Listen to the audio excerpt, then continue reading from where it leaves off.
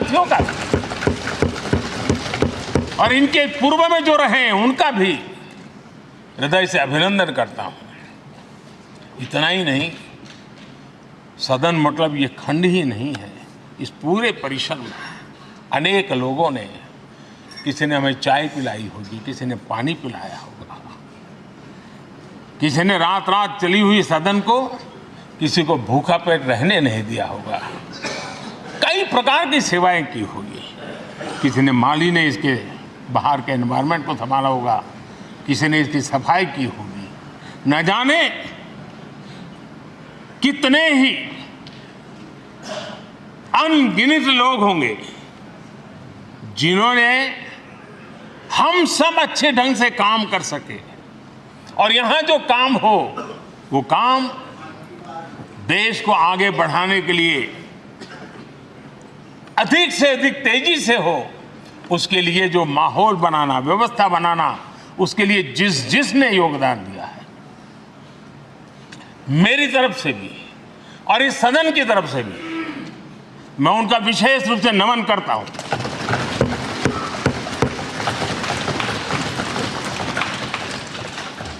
आदरणीय अध्यक्ष जी,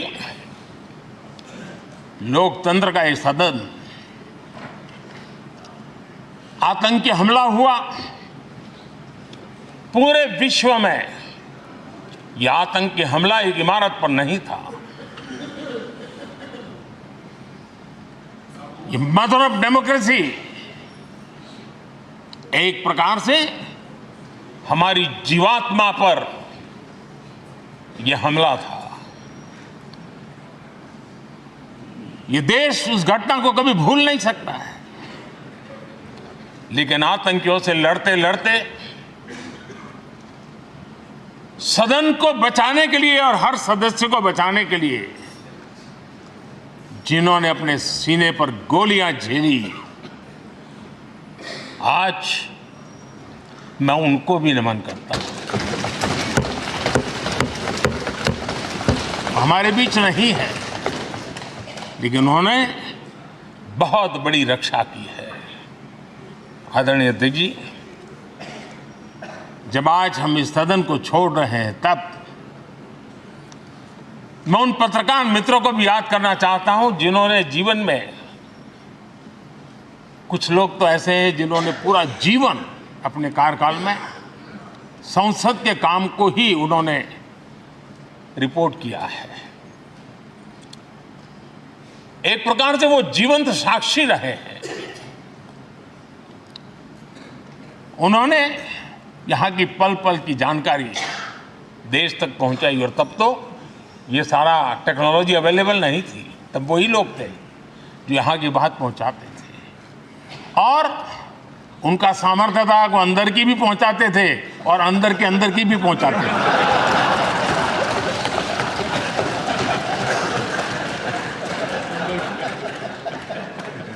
और मैंने देखा कि ऐसे पत्रकारिता जिन्होंने संसद को कवर किया, शायद उनके नाम जाने नहीं जाते होंगे, लेकिन उनके काम को कोई भूल नहीं सकता है। और खबरों को लिए नहीं, भारत की इस विकास यात्रा को संसद भवन से समझने के लिए उन्होंने अपनी शक्ति खपा दी थी।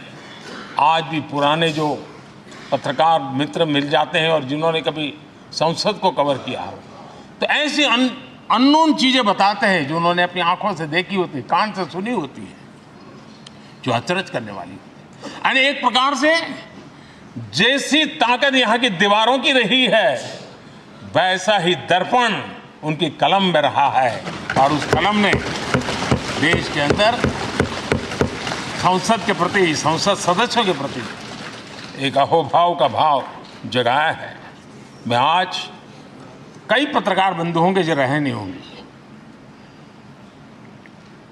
लेकिन मेरे लिए जैसा ये सदन छोड़ना भावुक पल है, मैं पक्का मानता हूं इन पत्रकार बंधुओं के लिए भी ये सदन छोड़ना उतना ही भावुक पल होगा, क्योंकि इनका लगाव हमसे भी ज्यादा रहे हैं। कुछ तो पत्रकार ऐसे होंगे जो हम लोगों की टर्म से भी सब है, उन्होंने काम किया होगा। आज उनके उस महत्वपूर्ण लोकतंत्र की ताकत बनने के लिए, योगदान देने के लिए भी याद करने का अवसर है। आदरणीय अध्यक्ष जी, जब हम सदन के अंदर आते हैं, हमारे यहां नाद ब्रह्म की कल्पना है। हमारे शास्त्रों में माना गया है किसी एक स्थान पर अनेक बार एक ही लय में उच्चारण होता है तो वो तपोस्थली बन जाता है, उसके एक पॉजिटिव वाइब होते हैं। नाद की एक ताकत होती है जो स्थान को सिद्धि स्थान में परिवर्तित कर देती है। मैं मानता हूं ये सदन भी उस 7-7.5 हजार जनप्रतिनिधियों के द्वारा बार बार जो शब्द गूंजे हैं, जो वाणी यहां गूंजी है, उसने इस सदन में हम बैठकर आगे चर्चा करें या ना करें, लेकिन इसकी गूंज इसे तीर्थ क्षेत्र बना देती है।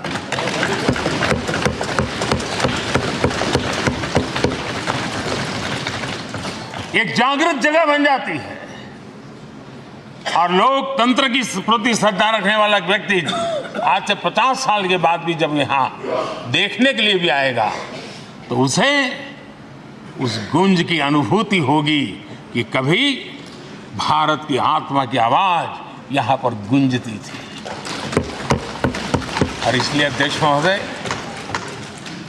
ये वो सदन है जहां कभी भगत सिंह, बटुकेश्वर दत्त, उन्होंने अपनी वीरता सामर्थ्य से अंग्रेज सल्तनत को जगा दिया था बम का धमाका कर। वो बम की गूंज भी जो देश का भला चाहते हैं उनको कभी सोने नहीं देती। आदरणीय अध्यक्ष जी, ये वो सदन है जहां पंडित जी को इसलिए भी याद किया जाएगा, अनेक बातों के लिए याद किया जाएगा, लेकिन हम जरूर याद करेंगे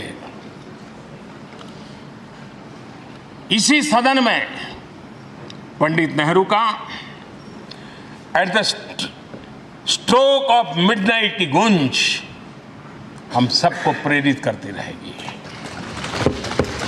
और इसी सदन में अटल जी ने कहा था,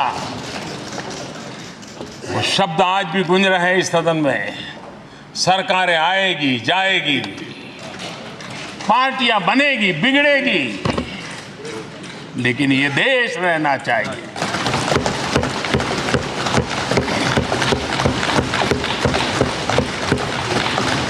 आदरणीय अध्यक्ष जी, पंडित नेहरू की जो प्रारंभिक मंत्री परिषद थी, बाबा साहब आम्बेडकर जी एक मंत्री के रूप में दुनिया की बेस्ट प्रैक्टिसेस भारत में लाने पर बहुत जोर दिया करते थे। फैक्ट्री कानून में अंतर्राष्ट्रीय सुझावों को शामिल करने पर बाबा साहब सर्वाधिक आग्रही रहे थे और उसका परिणाम आज देश को लाभ मिल रहा है। बाबा साहब आम्बेडकर ने देश को नेहरू जी की सरकार में वाटर पॉलिसी दी थी और उस वाटर पॉलिसी बनाने में बाबा साहब आम्बेडकर